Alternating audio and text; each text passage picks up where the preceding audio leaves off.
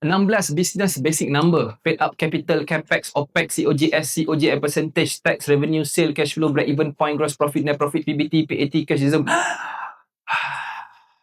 Saya bukan accountant tapi penting tak mendalah ni semua masa? Yes. Inilah silap saya. Saya tak pergi kelas dulu. Saya sombong. Saya anggap So that's why saya tak nak korang buat silap yang sama. Paid up capital, saya guna bahasa kampung modal syarikat. Dah settle. Capex adalah modal beli barang ataupun mesin long term. Kita beli mesin-mesin benda yang long term, dia panggil capex, capital expenditure. Dia dapat ROI balik tapi long term. Dia asset sebenarnya.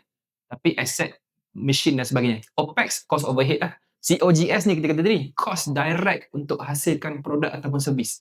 Cost of goods sold, nak hasilkan nasi lemak, timun dia berapa, apa semua, packaging dia bagai. Percentage, berapa persen daripada harga jual. Tax lah, nak bayar government. Cash flow, pergerakan duit masuk.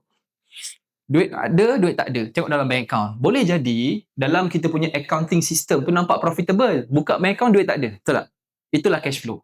Duit ada tak dalam bank account kau? Cash flow ni senang je. Kalau saya beritahu, korang semua buka bank account masing-masing jap, tengok duit berapa ada. Itulah cash flow. Oh, saya ada 10,000 je. Padahal dalam kita punya invoice ni, duit dapat daripada customer ni on the way, ini apa. Itu sebab tu cash flow. Okay, break even point. Bila kita nak break even daripada kita punya cost overhead, untung kasar, untung bersih, PBT, profit before tax. PAT, profit after tax. Itu je. Cash reserve, emergency, dividend. Mana paling penting antara semua? Yes, cash flow. Tak ada duit, tak boleh bayar gaji staff. Tutup bisnes. Sebab itu je lah sekali antara semua. Kadang-kadang bisnes tak profit tapi cash flow cantik. Betul tak?